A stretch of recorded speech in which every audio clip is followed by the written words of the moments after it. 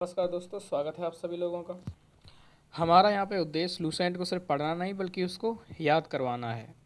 50वां बार repeat करके इन सारे facts को याद करना, ठीक है। पहली क्लास बहुत ही छोटी बनाई थी, अति संक्षिप्त बनाई थी। दूसरी क्लास को शुरुआत करते हैं। उससे पहले पहली क्लास में जो भी पढ़ा था उसको रिवीजन कर लेते हैं 2 मिनट में। माफ़ कीजिएगा, थोड़ा सा जुकाम है इसलिए थोड़ा सा मैनेज करिएगा, ठीक है। पहली बात कि पुराणों में और महाकाव्यों में भारत को भारतवर्ष कहा गया, ठीक है। इसे भरतों का देश भी कहा गया, ठीक है।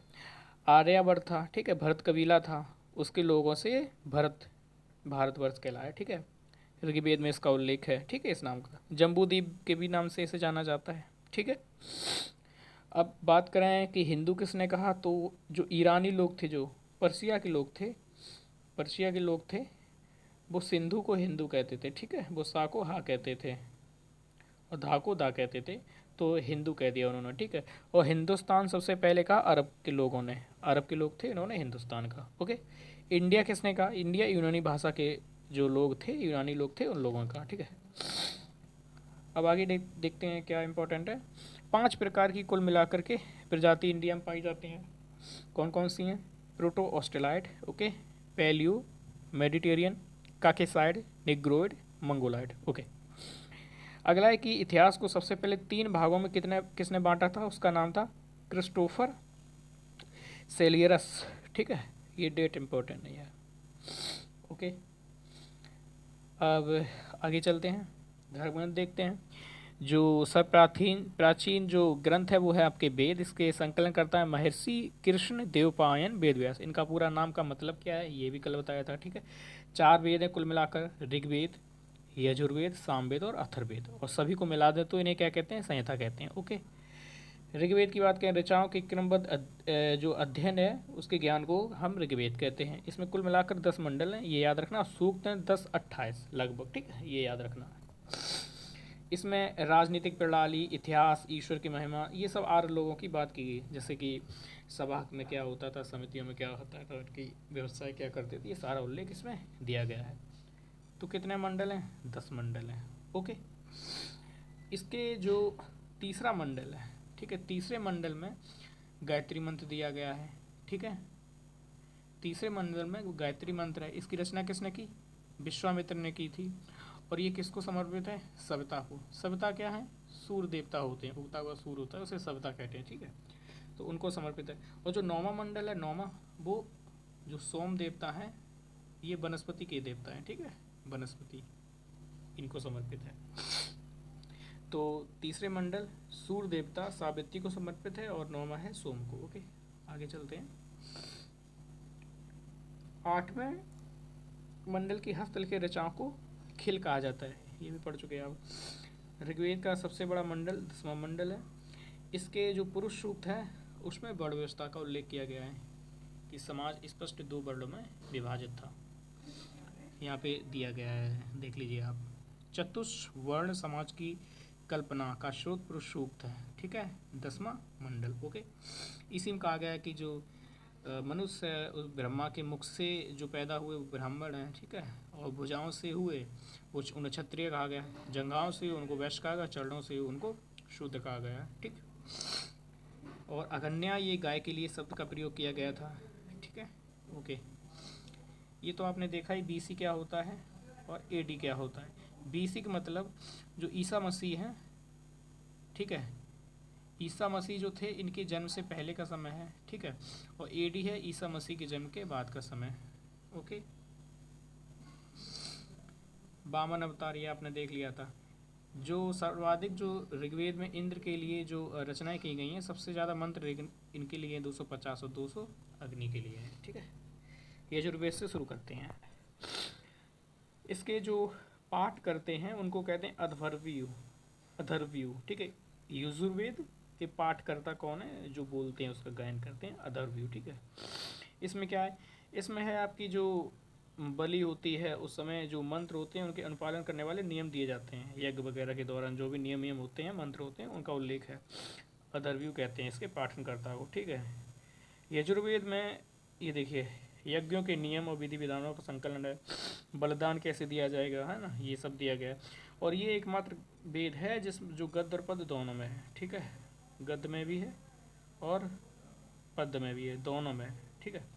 सामवेद, साम का मतलब होता है गायन, साम का मतलब होता है क्या, गायन, तो ये गायन से संबंधित है। इसमें मेनली जो यज्ञ वगैरह हुआ करता था उस दौरान कौन से संगीत गाए जाते थे, गायन किया जाता था, उनका उल्लेख है, ठीक है, या मंत्रों का गायन किया जाता है। साम का शाब्दिक अर्थ गान होता है और मुख्यतः यज्ञ के अवसर पर गाए जाने वाले ऋचाओं यानी कि मंत्र ज्योति का संकलन है। इसके पाठकर्ता को उद्रात्र कहते थे, उद्रात, उसे अधर्व्यू कहते थे, ठीक है, यजुर्वेद के, इन्हें उद्रात कहते थे। इसका संकलन ऋग्वेद पर आधारित है, ठीक है, ओके। और इनके जो प्राय जो भी मंत्र हैं ये ऋग्वेद से ही लिए गए हैं, ठीक है। थोड़ा सा बिलर दिख रहा है, मैनेज करिए। इसी को भारतीय संगीत का जनक कहते हैं, ठीक है। भारतीय संगीत का जन्म कहाँ से हुए, तो सामवेद से हुए। तो दो तीन चीज़ें इंपॉर्टेंट है, क्या, जो यज्ञ होते थे उस समय इसका गायन किया जाता था तो मंत्रंत हुआ करते थे, ये बात कही गई। पाठकर्ता को उद्रात कहते थे, ठीक है, और भारतीय संगीत का जनक, ओके। और यजुर्वेद और सामवेद में किसी ऐतिहासिक घटना का उल्लेख नहीं किया गया है, ठीक है। अब थोड़ा देख लेते हैं आपका अथर्ववेद, ठीक है। अथर्ववेद को अगर हम देखते हैं तो इसके अंतर्गत अगर देखा जाए तो कुछ चीज़ें इंपॉर्टेंट हो जाती हैं, जैसे कि अथर्वा ऋषि थे, इन्होंने इसकी रचना की थी। कुल मिलाकर के 7 से 31 मंत्र हैं। आपको इतना याद रखना कि अथर्ववेद की रचना अथर्वा ऋषि ने की थी पहली बार, ठीक है। और इसमें क्या उल्लेख है, दूसरा इसमें औषधियों का उल्लेख किया गया है, ठीक है। अथर्ववेद की रचना अथर्वा ऋषि ने की थी, औषधियों का उल्लेख किया गया है इसमें, ठीक है। और कुछ जो अंधविश्वास हैं, सामान्य रूढ़ियाँ हैं, इनका भी उल्लेख दिया गया है मनुष्यों के, ठीक है, ओके। इसके अलावा राजा का चुनाव, है ना, वनस्पतियों एवं औषधियों, साप, वशीकरण, प्रायश्चित, भूत प्रेत, ये जादू टोने, ये भी इनका इसी में उल्लेख है, ओके। अथर्ववेद में परीक्षित को कुरुओं का राजा बताया गया है, ये भी इंपॉर्टेंट। और कुरु देश की समृद्धि का अच्छा चित्र मिलता है इसी में। सभा और समृद्धि, प्रजापति की दो पुत्रियां थी, ये इंपॉर्टेंट है, सभा और समृद्धि, ठीक है। वेदों की भी कई शाखाएं हैं जो वैदिक अध्ययन और व्याख्या से जुड़े विभिन्न दृष्टिकोणों का प्रतिनिधित्व करती हैं, ठीक है। ये शाखल ये नहीं इंपॉर्टेंट है, ठीक है, ओके। सबसे प्राचीन कौन सा, ऋग्वेद, सबसे बाद का अथर्ववेद, ओके। अब थोड़ा सा यहाँ देख लेते हैं।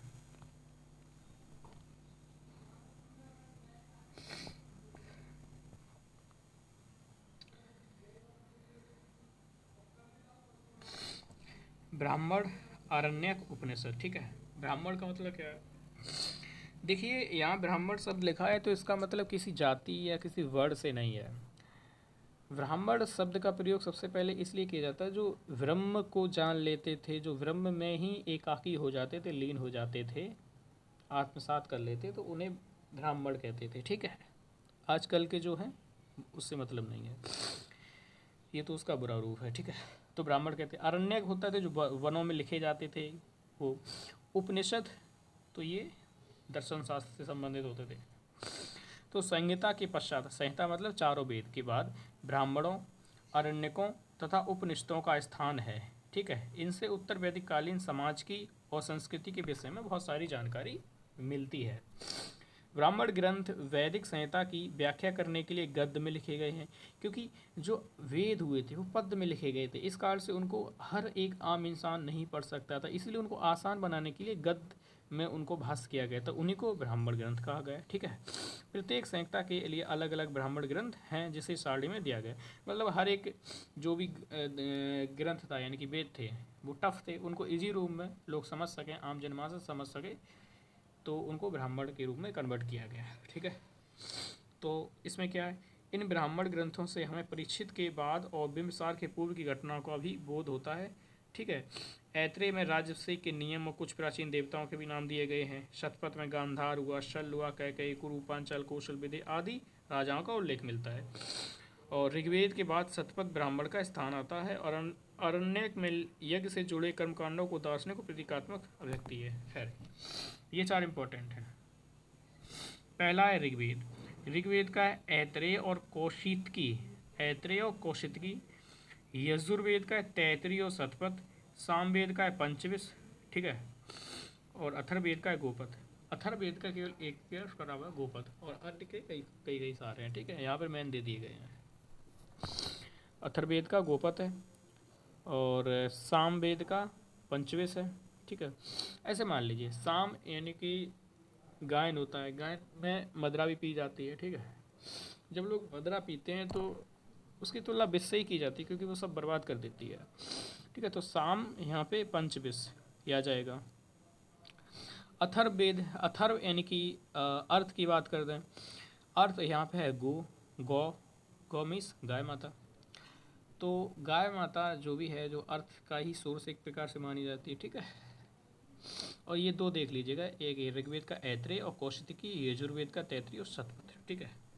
ओके, अगला यहाँ पे आते हैं बैक, यहाँ से देखते हैं उपनिषदों की संख्या कितनी है। उपनिषदों की संख्या 1 से 8, 108, 1 से 8 उपनिषद हैं, जिनमें 13 को मूलभूत उपनिषदों की श्रेणी में रखा गया है। इसमें यज्ञ से जुड़ी दार्शनिक विचार, शरीर, ब्रह्मांड, आत्मा और ब्रह्म की व्याख्या की गई। मतलब जो उपनिषद हैं कुल मिलाकर 1 से 8 उपनिषद हैं। इनमें है क्या, इनमें जो दार्शनिक विचार हैं, ईश्वर क्या है, परमात्मा क्या है, जगत क्या है, मिथ्या क्या है, ठीक है ना, आत्मा क्या है, ब्रह्म क्या है, ये सब का उल्लेख है। और स्त्री की सर्वाधिक जो गिरी हुई स्थिति मैत्रेयी संहिता में बताया गया है, और उसमें उसको शराब, ठीक है, जुआ की भांति तीसरा जो पुरुष का मुख्य दोष बताया गया। मतलब कि पुरुष की बात करें, ठीक है, पुरुष, इसके अगर 3 दोष हैं तो ये बर्बाद कर देगा खुद को भी और पूरे परिवार को। क्या?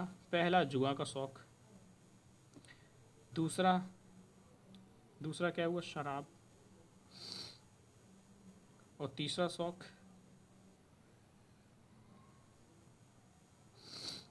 इसका ठीक है, अनियंत्रित शौक, ठीक है।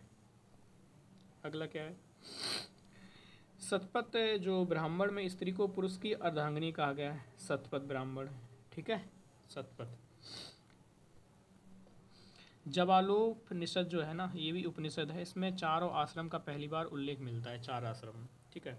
संन्यास आश्रम है, गृहस्थाश्रम है, वानप्रस्थाश्रम है, ठीक है ना, और संन्यास लास्ट वाला है, मोक्ष वाला, ठीक है। पहला ब्रह्मचर्य है, ठीक है, ब्रह्मचर्य, गृहस्थ, वानप्रस्थ, फिर संन्यास लास्ट विरक्ति वाला।